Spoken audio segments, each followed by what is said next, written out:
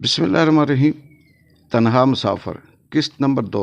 ناظرین، اس ناول کی تمام قسطیں دیکھنے کے لیے آپ J.Inspire کو سبسکرائب کریں، بیل آئیکن ٹک کریں اور اسے مسلسل دیکھتے رہیں۔ تنہا مسافر کی اگلی قسط۔ اس نے درخت سے ہی دور دور تک دیکھا کہ کسی جنگلی جانور کا خطرہ تو نہیں۔ مکمل تسلی کرنے کے بعد وہ نیچے اترا، اپنے حوصلے کو بلند کیا، ہمت باندھی، مگر اس کے سامنے 2 مسئلے کھڑے تھے۔ ایک یہ کہ وہ کس سمت جائے تاکہ وہ اپنے دوستوں سے مل سکے، اور دوسرا اسے اب سخت بھوک محسوس ہو رہی تھی۔ دونوں مشکلوں کا حل اس کے لیے مشکل تھا۔ عمران نے چاروں طرف دیکھنے کے بعد جس طرف چلنے کے لیے بہتر راستہ تھا اس طرف چلنا شروع کیا، مگر بھوک کا کیا کرے، یہ وہ سوچتا ہی جا رہا تھا کہ اسے خیال آیا کہ جنگل میں کوئی نہ کوئی چیز ایسی مل جائے گی جسے وہ اپنا پیٹ بھر لے گا۔ ایک خیال یہ بھی آیا کہ وہ کسی جانور یا پرندے کا شکار کرے اور اسے آگ میں بھون کر کھائے۔ یہ بات سوچتا ہی جا رہا تھا کہ اسے سامنے ایک درخت نظر آیا جس میں کچھ پھل لگے ہوئے تھے۔ اس نے اس کو غنیمت سمجھا، درخت سے پھل توڑ کر کھانے لگا۔ بھوک کم ہوئی تو کچھ پھل پاس رکھے اور آگے چلنا شروع ہو گیا۔ اسے اس بات کا بالکل اندازہ نہیں تھا کہ وہ جس طرف جا رہا ہے وہ راستہ نہیں تھا، مگر کہاں سے جا کر نکلے گا یا وہ کتنا دور ہے۔ بس ہمت سے وہ آگے بڑھتا جا رہا تھا۔ اسے اس پرخار خوفناک راستے پر چلتے ہوئے دوپہر کا وقت ہو چکا تھا۔ وہ تھکاوٹ محسوس کر رہا تھا، مگر اس کا حوصلہ عزم اسے مجبور کر رہے تھے کہ وہ آگے چلتا جائے۔ وہ اپنی سوچوں میں گم بار بار اپنے حوصلے کو یہ کہہ کر زندہ رکھتا کہ چلیں، یہ بھی ایک نیا سفر ہے، کبھی تو یہ مشکل ختم ہوگی۔ یہ بات وہ سوچ ہی رہا تھا کہ اسے کچھ سرسراہٹ کی آواز آئی۔ وہ رکا اور کیا دیکھتا ہے کہ اس کے ہوش اڑ گئے۔ ایک بہت بڑا اژدہا رینگتا ہوا جا رہا تھا۔ اس کے چلنے سے جھاڑیاں یوں ہل رہی تھی جیسے جنگل میں کوئی طوفان آ گیا۔ وہ رکا، اپنے آپ کو اس مصیبت سے بچنے یا لڑنے کے لیے ذہنی طور پر تیار کیا۔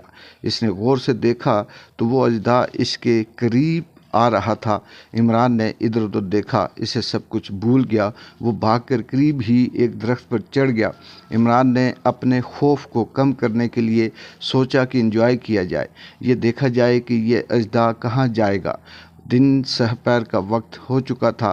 یہ اچھی بات تھی کہ سردی نہیں تھی بلکہ درمیانی موسم تھا۔ وہ اژدہا کو دیکھتا رہا۔ وہ اس کے درخت کے پاس آ کر رک گیا۔ عمران نے یہ دیکھ کر اپنی سانسیں تک روک دی، مگر وہ خطرے سے باہر تھا۔ وہ اژدہا کچھ دیر رکا اور پھر آہستہ آہستہ آگے کی طرف بڑھنے لگا۔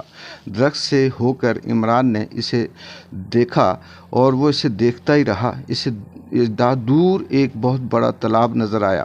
اب وہ سمجھ گیا کہ یہ وہاں جا کر رک جائے گا۔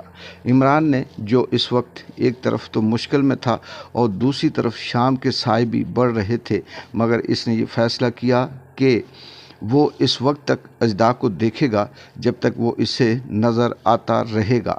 اس نے دیکھا کہ وہ اس تالاب کے پاس جا کر رکا۔ اژدہا نے انگڑائی لی اور پھر اس بڑے تالاب سے پانی پینے کے لیے تالاب میں منہ ڈالا۔ چند سیکنڈ گزرے ہوں گے کہ تالاب کا پانی بھی ارتعاش میں آ گیا۔ اب عمران کو اور بھی خطرے محسوس ہوا، مگر وہ کچھ سوچ ہی رہا تھا کہ ایک نیا منظر سامنے آ گیا۔ اژدہا پانی پی رہا تھا کہ ایک بہت بڑا مگرمچھ بجلی کی تیزی سے اس اژدہا پر جھپکا۔ عمران اس وقت وہ ساری سوچیں بھول گیا۔ لو جی، ایک نیا تماشا شروع۔ مگرمچھ اسے تالاب کی طرف کھینچ رہا تھا جبکہ اژدہا اسے باہر لانے کی کوشش کر رہا تھا۔ اس کشمکش میں مگرمچھ نے زور زور سے 2 جھٹکے مارے، مگر اژدہا نے مگرمچھ کو مکمل طور پر اپنی لپیٹ میں لے لیا۔ اژدہا نے اپنا سارا جسم مگرمچھ کے جسم کے ساتھ اس طرح سے لپیٹا کہ مگرمچھ وہاں جکڑا گیا اور وہ ہل نہ سکا۔ اب مگرمچھ بھی بے بس نظر آ رہا تھا۔ عمران کے ذہن میں خیال آیا، زندگی کی جنگ میں بڑے سخت اصول سے پالا پڑتا ہے۔ سر اٹھا کر جینے کے لیے بقا ہی سب سے بڑی جنگ ہے۔ ایک طرف خوف، مگر دوسری طرف اژدہا اور مگرمچھ کی لڑائی نے عمران کا حوصلہ بھی بڑھایا۔ اس سارے منظر کو دیکھنے کے بعد بھی عمران نے اپنے اعصاب کو قابو میں رکھا اور موقع سے فائدہ اٹھاتے ہوئے درخت سے نیچے اتر کر آگے بڑھنے کا فیصلہ کیا۔